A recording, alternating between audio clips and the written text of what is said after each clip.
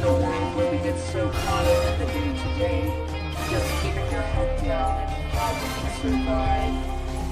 We float by each other like ghosts every day, ignorant to the struggle, the fight with one another, complacent with the fact that our systems are broken, with the fact that the top 10 will always be first in line, the fact that we are killing our planet and allowing them to keep us divided. We must stand together and rise up. It's time we wake up, and that is a difficult truth.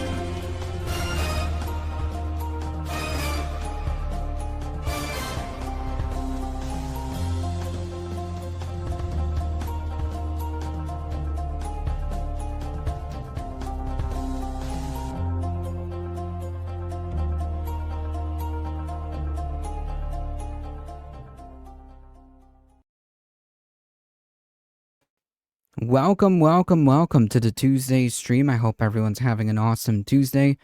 Welcome everybody. That was fantastic stuff. Really good stuff, Alex. And John Ross, appreciate that. That was pretty cool. Awesome. Johnny, Too Late, Jet. Welcome everybody. Groove Dragon. John, Lithium, Barbara, Disco, Silas. I hope everyone had a wonderful Mother's Day weekend. Had the time to spend some time with family, so hopefully everyone's doing okay. Once again, folks, it is the top of the hour. If you haven't done so, please do all the things and hit all the buttons. Make sure that you are subscribed, like, comment, share. There's something here for everyone on this space. So spread the word far and wide. That is one of the best ways of supporting the channel, is to spread the word, folks. We are here Mondays through Thursdays. Every Monday there's a Newsday Monday. Tuesday, Wednesday, and Thursday we have live content and syndicated content. So there is something here for everyone on this space. I appreciate everybody being here. So let's get started, folks. Let me get my stuff set up here. Okay.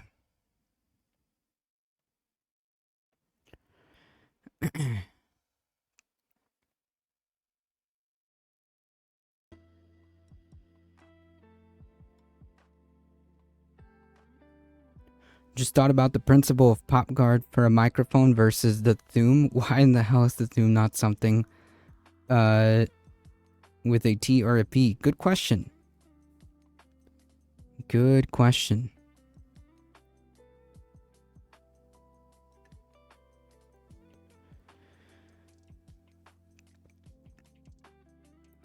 Our very stable genius president has been going in an unhinged rant. Not that this is uncommon, but I feel like it's getting worse, folks. I feel like it's getting worse.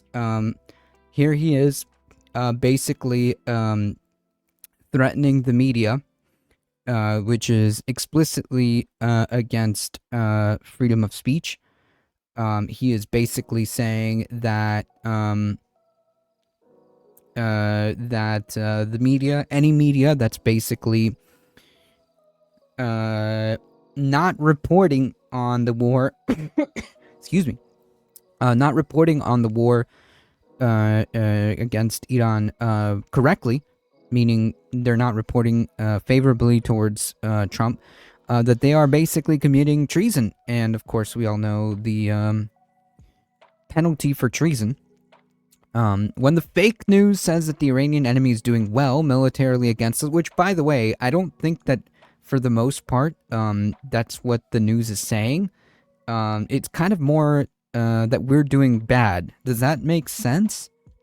But yeah, there's no mainstream news reporting that like Iran is doing like well or anything like that. It's just that we've got ourselves in a quagmire, and it's really hurting us a lot, and that is objectively true. That is objectively what's happening here, and this is a quagmire of our own doing. Nobody made us invade Iran, other than perhaps maybe Israel. Bruno, welcome. Is it true that Trump wants to start a civil war by midterms? Who knows? They are aiding and abetting the enemy. When the fake news said that the Iranian enemy is doing well militarily against us, it's virtual treason, and that is a false and even preposterous statement. They are aiding and abetting the enemy. All it does is give Iran false hope when none should exist. These are American cowards that are rooting against our country. Iran had 159 ships. Every single ship is now resting at the bottom of the sea. That's a lie. That is a lie. That's just a flat out lie. Every single ship? No. We're about to use the military to seize Poles. There will be one. Yeah, well, if he does that, then yeah, things will get really bad. They have no navy. Their air force is gone. Technology is gone. Unclear what that means. Their leaders are no longer with us. That's not true. The Iranian government is pretty intact. And the country is an economic disaster. Only losers, ingrates, and fools are able to make a case against America President Donald J. Trump. Fantastic. With ICE occupying U.S. cities, it's functionally a one-sided civil war. That's true. He took a pause from the diluted truths to say and announce that this FDA commissioner has resigned. But here we go. More unhinged stuff. This is the kind of stuff that we are seeing here. And I'll get into why all that matters. This is all desperation. Desperation.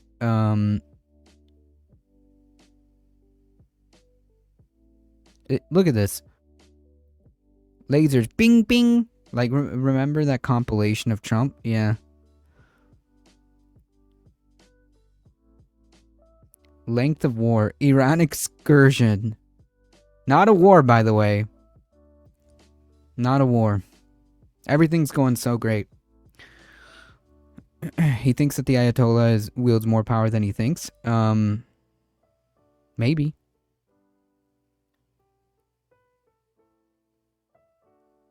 Bing bong pew.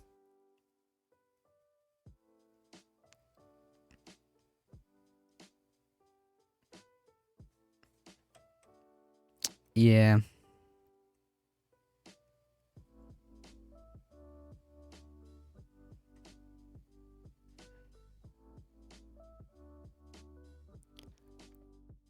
A little racism in there? Of course, why not? You know what I mean? Why not?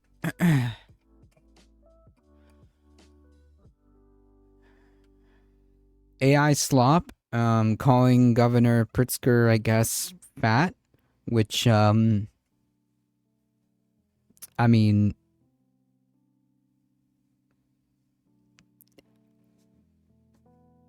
do I really need to say it?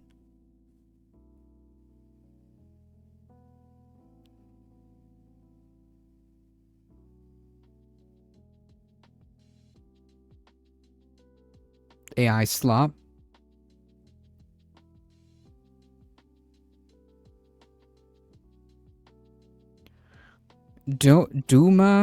Democrats love sewage.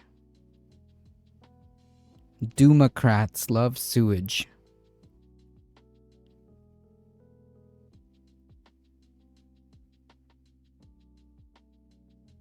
I mean, all this is just unhinged. This is all, by the way, in the last, like, you know, 12 hours or so.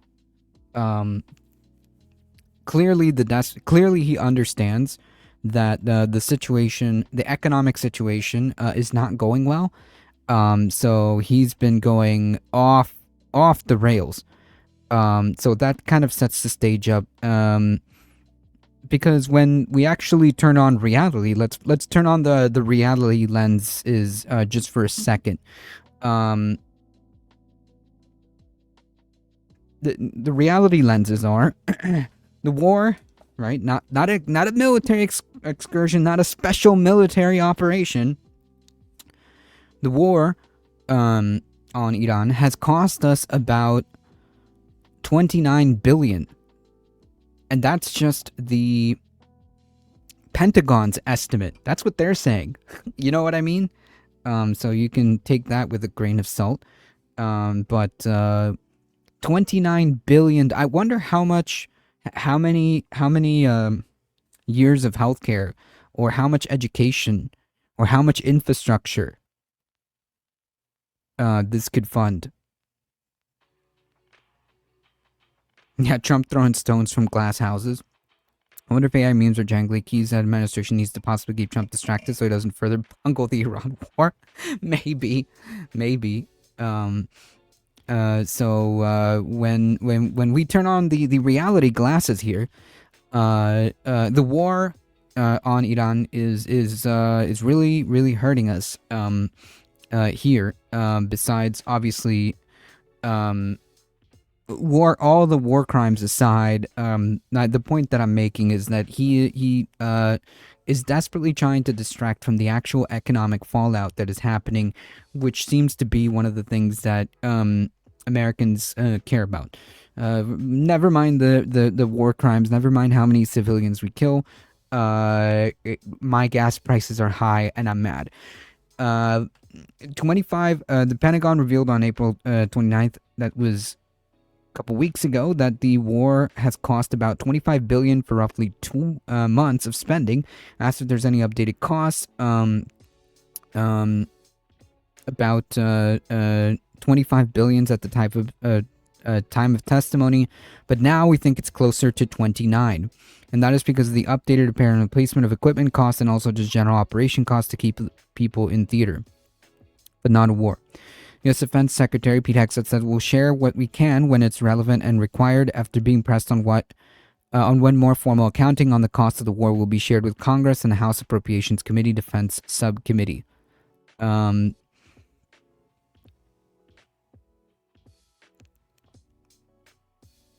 Things are going so great that we are considering suspending the gas tax to try to keep these prices down. Your keg's breath. A steep fuel price strain household budgets during the war.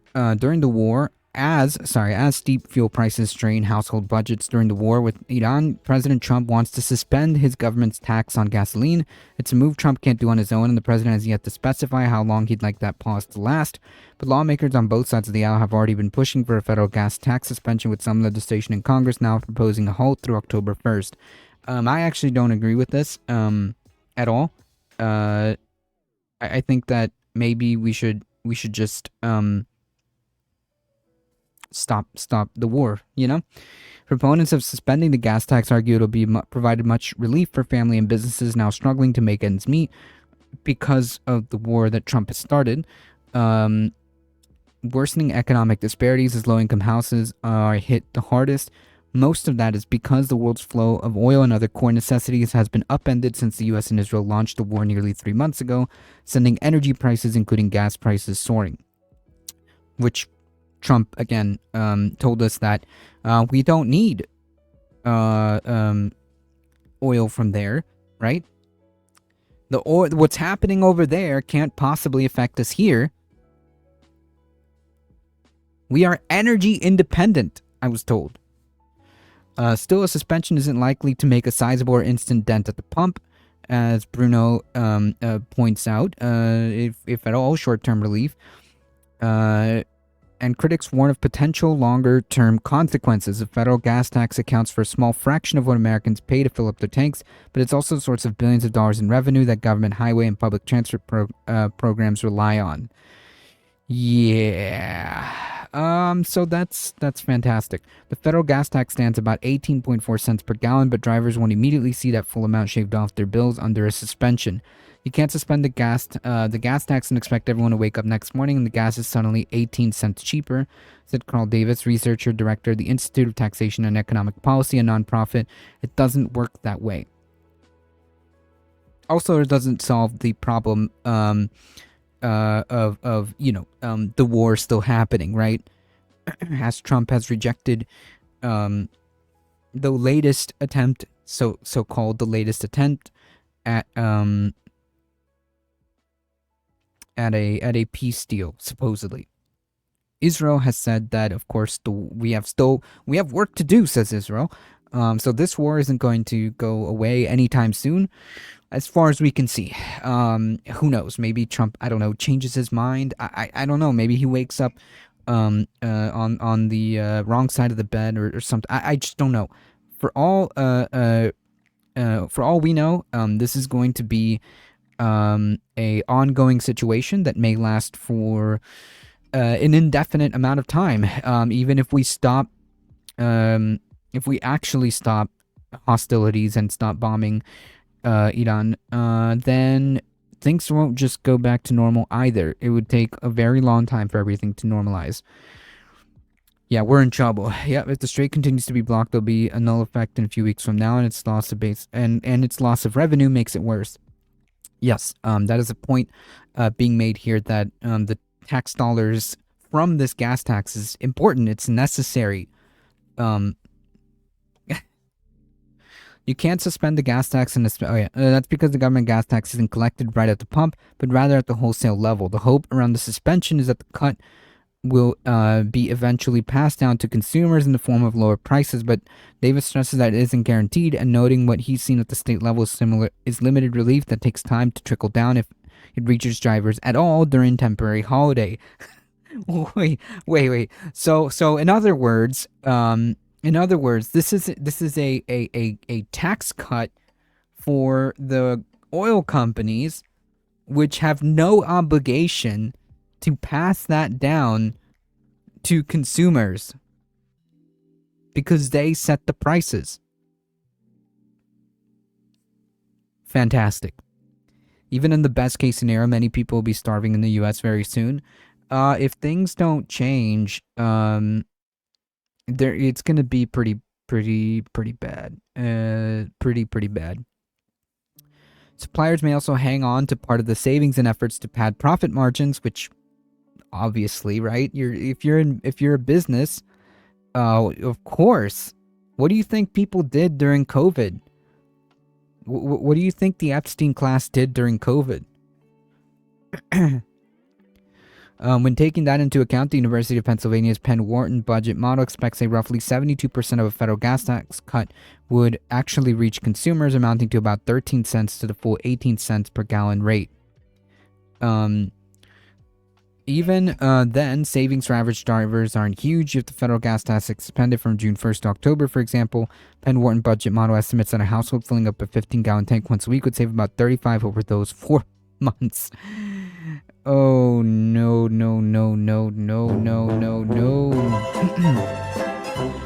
Come on, Crowns, you don't believe in the virtue of trickle-down economics. Oh, yes. The proven theory. All while U.S. gas prices are still far higher than today than they were before the war, with the national average sitting about $4.50 a gallon on Monday per Motor Club AAA, compared to the $2.98 in late February.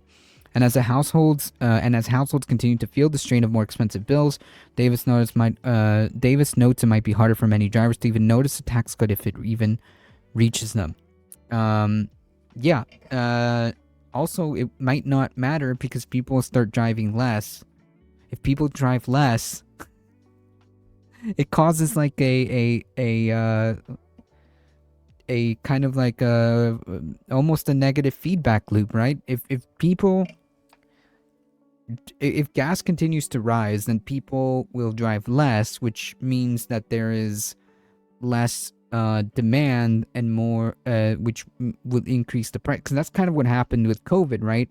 The reason why gas prices were high, it's the opposite, right? It would lower gas prices because people would stop driving. Maybe that works.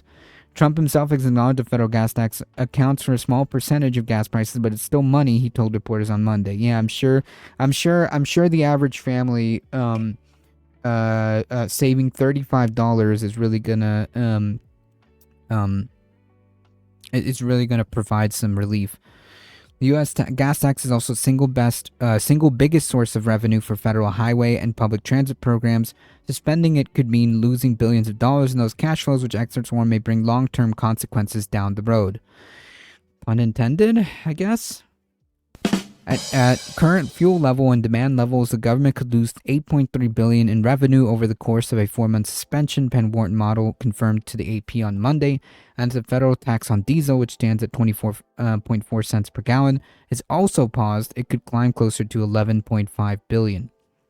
Legislation in Washington proposes offsetting any lost highway trust fund revenue with general funds, but critics warn that could raise the federal deficit, which potentially could jeopardize the long-term sustainability of infrastructure projects. I mean,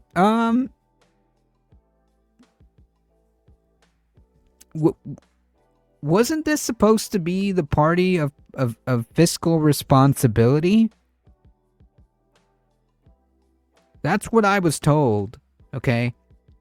I was told that Trump was going to get in office and Republicans were going to get in office and we were going to have fiscal responsibility, sane governance.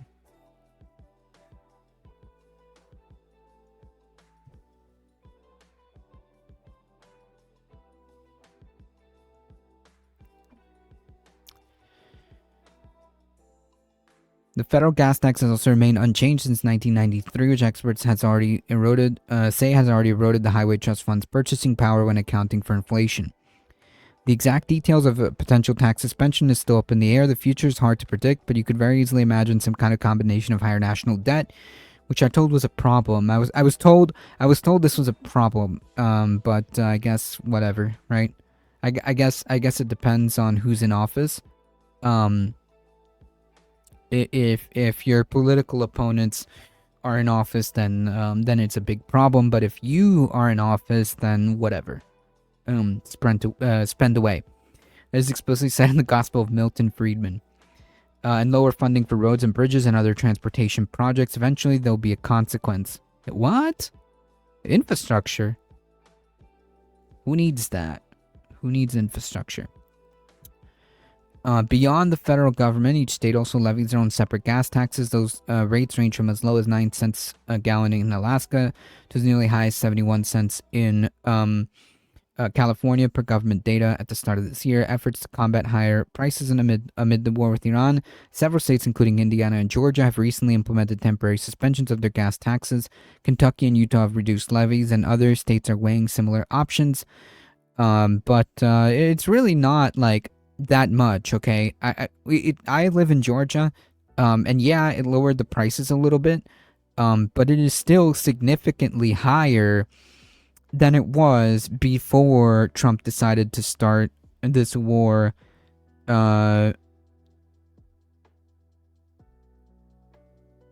with Iran on the behest at the behest of Israel.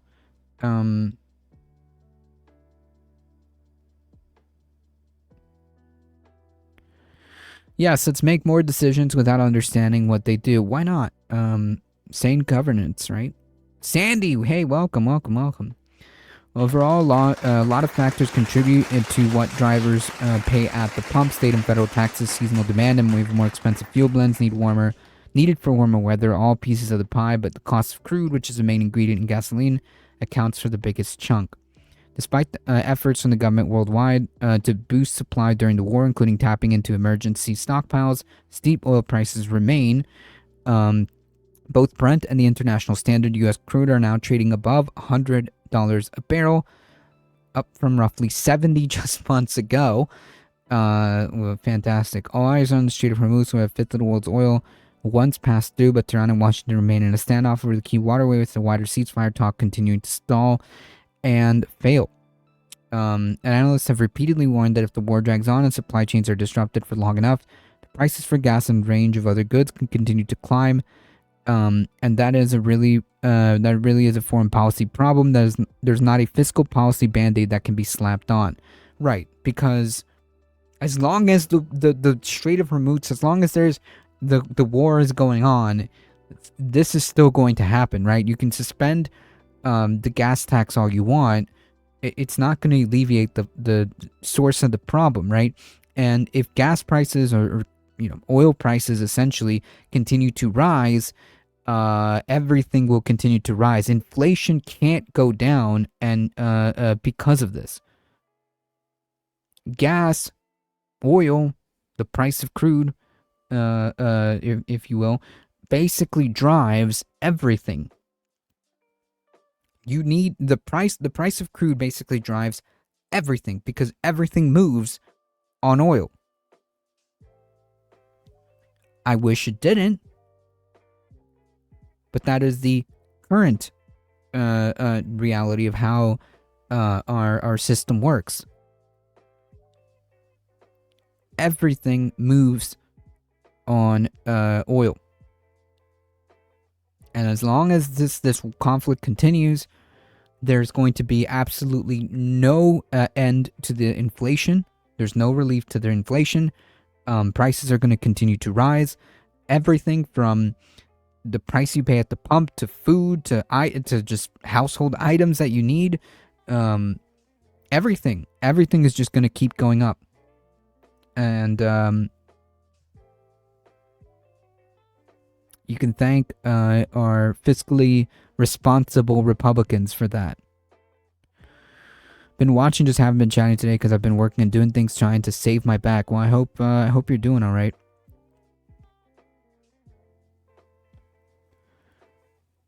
Fiscal responsibility seems to be a common theme today, right?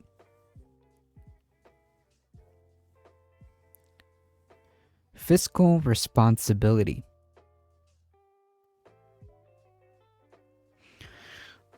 U.S. budget watchdog estimates the so-called Golden Dome will cost about $1.2 trillion, dwarfing Pentagon's $185 billion estimate. I mean, $185 billion is already pretty absurd.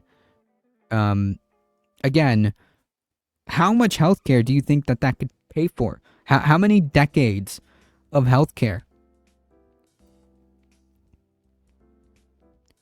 How many decades of healthcare can this fund?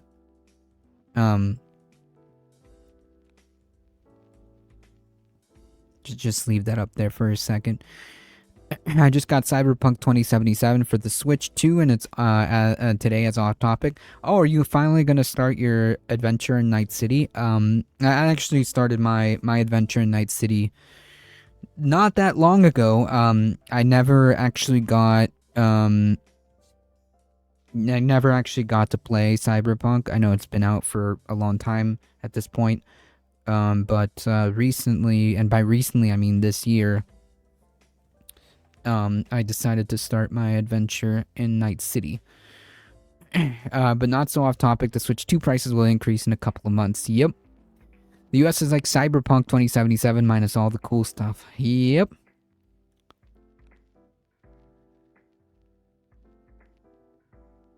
So are we done absorbing the image here?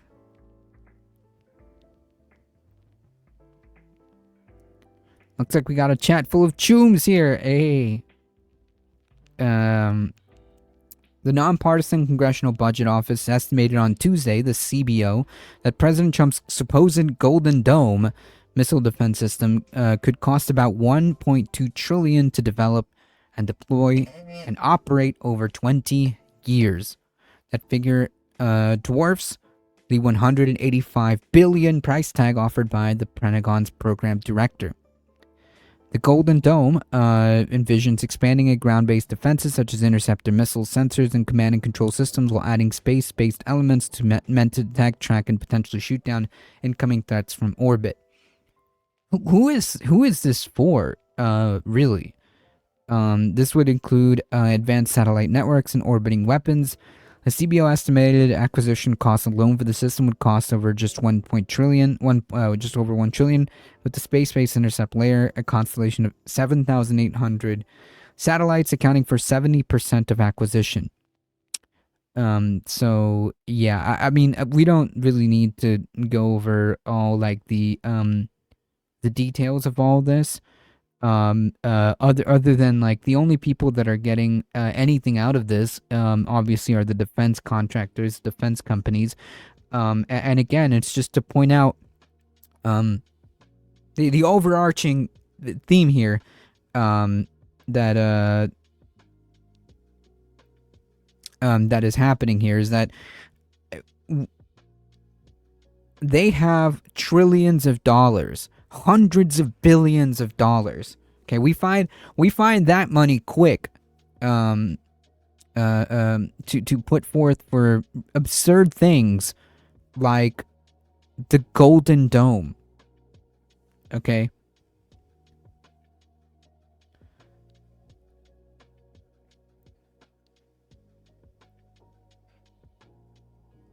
But God forbid you want to start talking about healthcare or education or making sure there's housing for everyone, making sure we have infrastructure, making sure we have systems in place to try to address the climate crisis. I guess that would fall under infrastructure, but you get my point.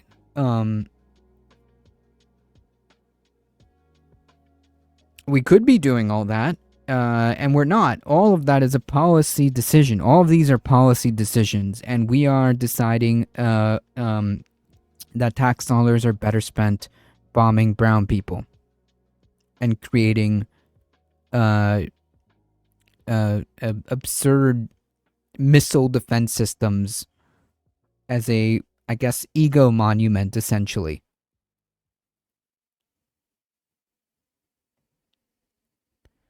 Did you know you could create cyberpunk society in SimCities? I bet you could. Ultimately, companies could win lucrative SBI production contracts worth $1.8 billion to $3.5 billion annually, said the Pentagon in a presentation, but upfront SBI development costs are high, with industry players expected to self-fund what executives have estimated at least $200 million to $2 billion efforts. So yeah, again, there's a seemingly, for all intents and purposes, a seemingly unlimited amount of money, right? I mean, like, $1 trillion is just an unfathomable amount of money. It's just an unfathomable amount of money. All that is all good when it comes to an absurd missile defense system that is basically tantamount to just a monument ego, essentially, right? The Golden Dome. But we refuse, as a deliberate and conscious policy decision, to feed our people, to house our people, to make sure that people have health care, education, so on and so forth. Yeah, hyper-capitalist and quite authoritarian pseudo-democracy.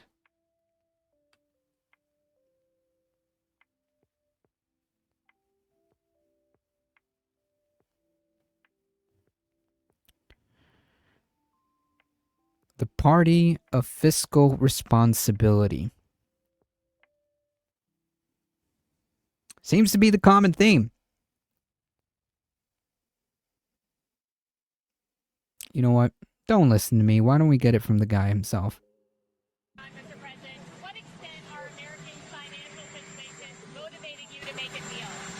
Not even a little.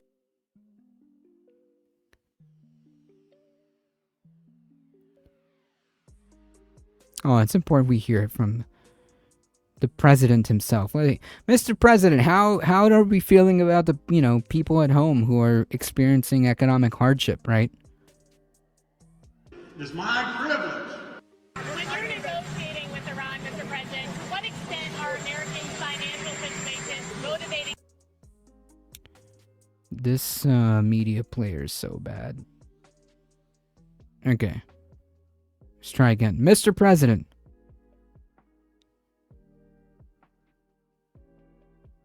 Sorry, I didn't mean to cut you off, Mr. President. Sir. Iran, Mr. President, to what extent are Americans' financial situations motivating you to make a deal? Not even a little bit. Yeah, I mean, I guess we could just call it right there, right? Like, what is the economic situation at home at all a factor? Do you even, sir, do you even give a flying F? Not even a little bit, The U.S. certainly roaming in that direction with the enlightened tech pro-oligarchs guidance. I already called them the pro-oligarchs. Yeah, man of the people. The only thing that matters when I'm talking about Iran, they can't have a nuclear weapon. The only thing that matters is a nuclear weapon. You know, I called up the Ayatollah. I said, sir, you need to stop with the N-word. The N-word being nuclear. Think about Americans' financial situation. I don't think about anybody. I think about one thing. We cannot. I don't think about the Americans' financial situation.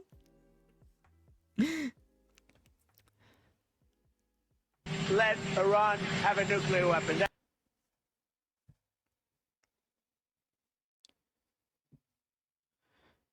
That's all. That's the only thing that motivates. Did you say earlier that the only thing that matters to you when it comes to Iran is a nuclear weapon? You're not considering the financial impact of this war on Americans? The most important thing by far, including whether a stock market, which, by the way, is that. So again, just to be clear, the stock market is not the stock market is not an accurate measure of the economic situation of the everyday American. Okay, the reporter explicitly asked him if you gave a crap about the actual economic impact on real Americans. Okay, not the Epstein class. We're talking about like the everyday American. And he just can't, you know, it just doesn't even register with this guy. Anybody saying that this guy is like a man of the people is just like, living in a different reality, or another way of putting it, delusional. I have to go mobile listening on the phone, but I want to just mention that the climate change, also known as climatic catastrophic, is according to the Department of Defense before Trump. Oh, hey, what doesn't? Oh, it doesn't show everything. Oh, sorry, Groove Dragon. My apologies. An all-time high, but including whether or not our stock market goes up or down a little bit, the most important thing by far is Iran cannot have a nuclear weapon. What about the pressure on Americans and prices right now? Every American understands. Americans, how they're feeling about every American. Are you listening to me? So some of you may die, but you know it's a price I'm willing to pay. The stock market is a speculative endeavor among a minority of people, not a representation of the actual economy. But for him, it is because you know he is the Epstein class. Yeah, I don't care about anybody.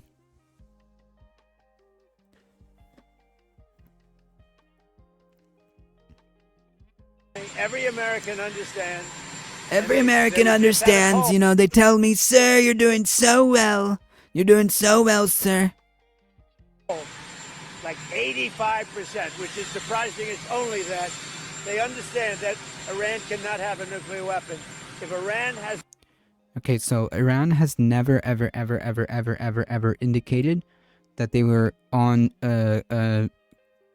course or even attempting to get a nuclear weapon. It's just a flat out lie. A thing that's never ever happened. But anyways, I might say I'm lucky enough to myself to live in a villa, but notice others live on the streets. Yeah, I mean, it's the harsh reality here. Who's probably coached not to call this reporter a nasty lady. Nuclear weapon. Nuclear weapon. You know, I was gonna call her a nasty lady. They said, sir, don't do it. Sir, don't call her a nasty lady. I said, okay. Be in trouble because they happen to be crazy. They're not going to have a nuclear weapon. Now, if the stock market goes up or down a little bit, the American people understand it. Again, Absolutely zero comprehension, right? Like the stock market going down or up is irrelevant to like the real everyday like American, right? If the stock market goes up or down thousands of points, like it doesn't matter. So in other words, what he's saying that the only people that he cares about is the Epstein class, because that's all he talks about. All he talks about is the stock market.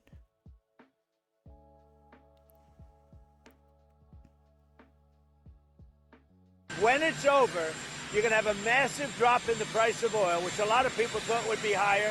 And I mean, it was $100, it was $99 yesterday. Which a lot of people, Which is they low, said the which is oil was going to go relatively low. sky high. Some When this people war said it was is going to be over, $200, oil is and gonna then I drop, said, stop. The stock market's going to go through the roof.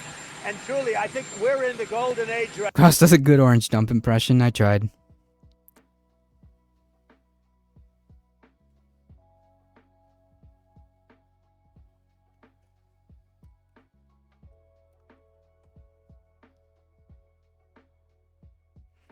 I think Ali Khamenei had placed a fatwa against nukes. Yep.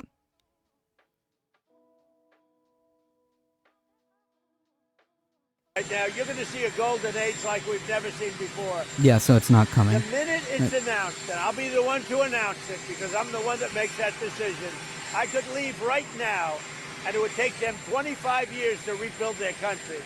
But I don't want to do that. Okay. Anyways, so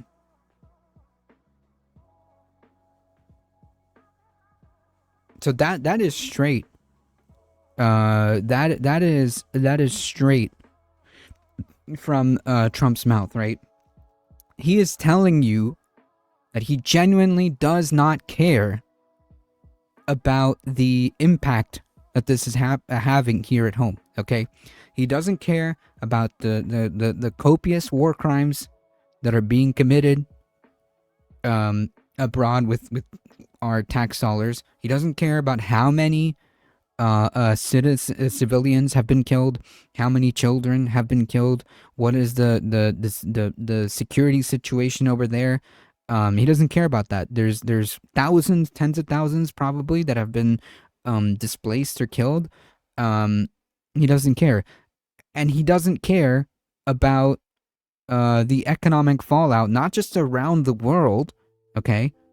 But the economic fallout here as well. He doesn't care. He doesn't care about the average, everyday American who's struggling, okay, to put food on the table.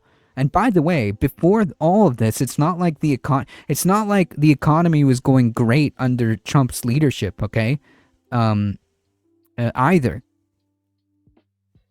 And to be fair, the economy has been not doing great under Democratic leadership for the most part either. You know, you get slightly better outcomes, but overall, like, capitalism is going to capitalism. But that's a whole other that's a whole other point. It's not like the economy was going great for the everyday American prior, right? And this is just a 1-2 gut punch.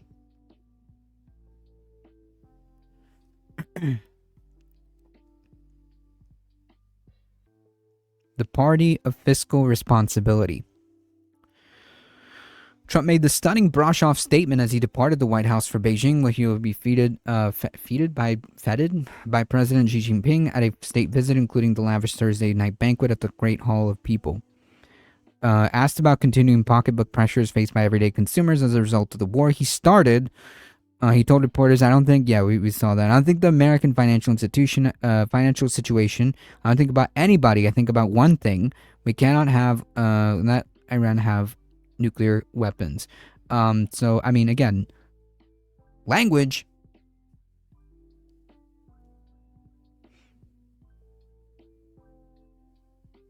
What happened?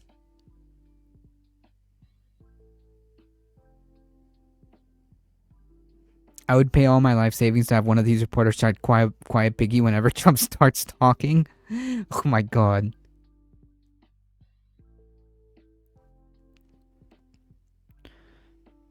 %77% of respondents say Trump's policies has driven up the cost of living, with most people blaming his decision to go to war with Iran and implementation of tariffs as driving factors, which is obvious, right? Like, people aren't that stupid, okay? Just people aren't that stupid. But anyways, party of fiscal responsibility, huh? It's been the theme today. How's everybody's pocketbooks? Everybody doing okay?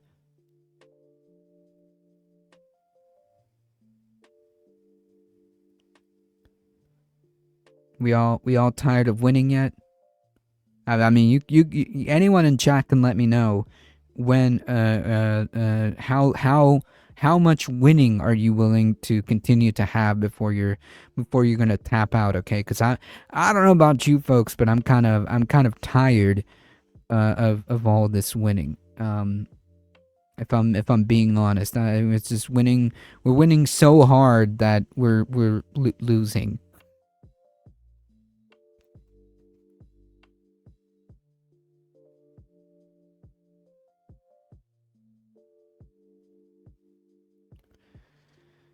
All right, folks. I got one more, but this one's actually, we're gonna leave on I guess slightly positive note. I mean, you know, for all it takes, for what it's worth, I guess this is a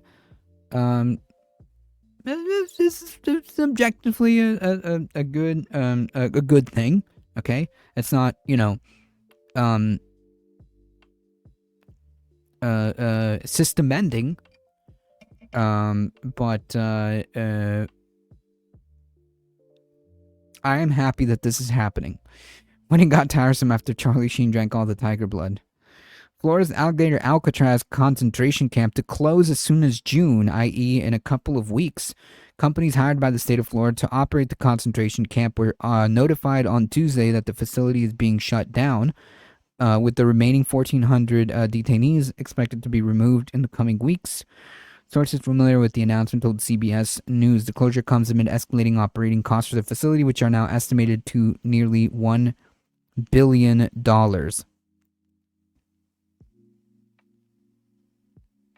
$1 billion. Again, how much healthcare can we provide with that in the state of Florida?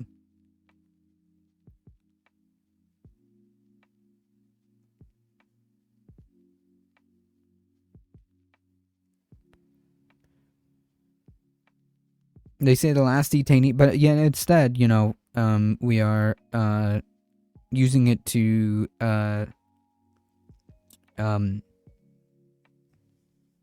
run concentration camp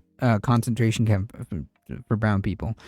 They said the last detainee will leave in June. The decision to close the facility has been speculated about for the past week, with Governor DeSantis saying expected to close soon. If we shut the lights out tomorrow, we'll be able to say it served its purpose. Okay. Tuesday's announcement to the vendors is the first formal acknowledgement that the facility was closing and would wind down relatively quickly. Officials from the Department of Emergency Management delivered the news to vendors at the site. Kevin Guthrie, direction of FDEM, did not return calls seeking to comment.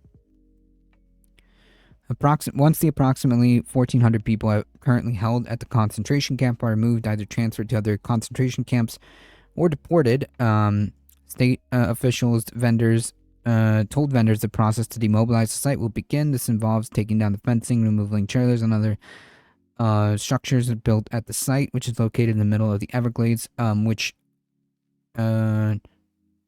how much ecological damage did they do just trying to do this? Anyways, the point being, right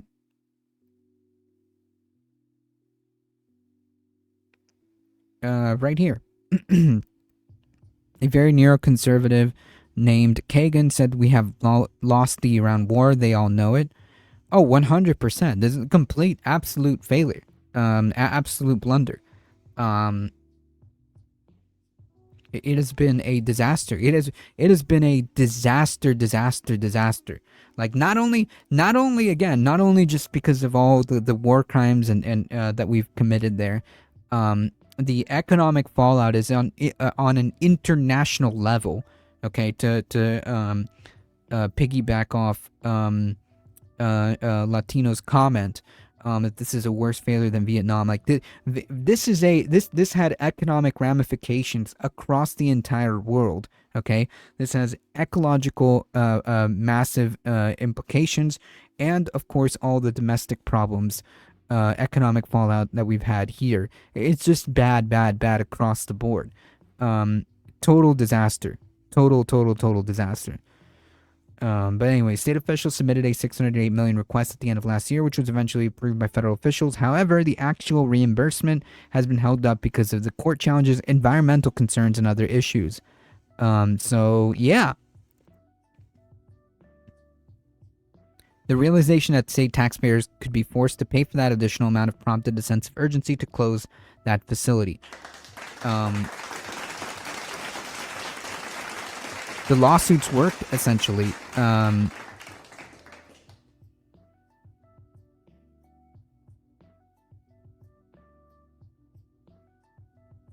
The lawsuits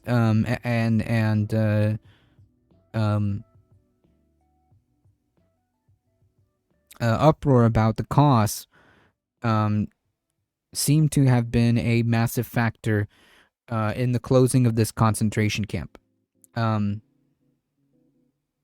So hey, you know, we got to take what little wins there is. I'm glad that this concentration camp is shutting down. It was a pretty bad one. There are several in Texas that are pretty bad as well.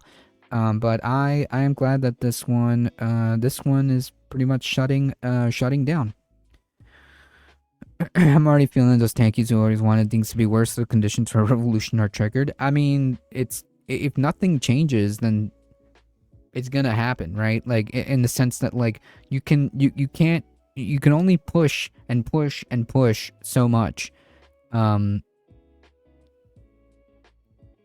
You can only stress people so much before you get a reaction across the board. I'm not sure if this is the thing that will do it. You know, the Iran war and the economic fallout and all that. I'm not sure, but it's just history, right? We've seen this. We've seen this. All right, folks, it's time for me to get out of here. Thank you all for being here. I appreciate you guys. You guys are what makes this channel go. So keep doing what you're doing, folks. Keep liking, comment, subscribing, spreading the word, folks. It really does help us out. It's one of the best ways you can support the channel is spreading the word. We are here Mondays through Thursdays. Every Monday is news day. So if you want to catch up on the news, check out the stream on Monday with occasional commentary. Tuesdays, Wednesdays, and Thursdays, we have live and syndicated content like this. So if there's something, there is something here for everyone. So spread the word here, folks. Thank you all for being here. I appreciate it. Check out my show every Tuesday at 7 p.m. Eastern Time. You can find me on Twitch and YouTube by the same name. As always, folks, thank you all. Please stay safe. Stay here for movie night extravaganza. Please stay safe. Please take care of each other. I love you all, and I hope to see you guys in the next one. See ya!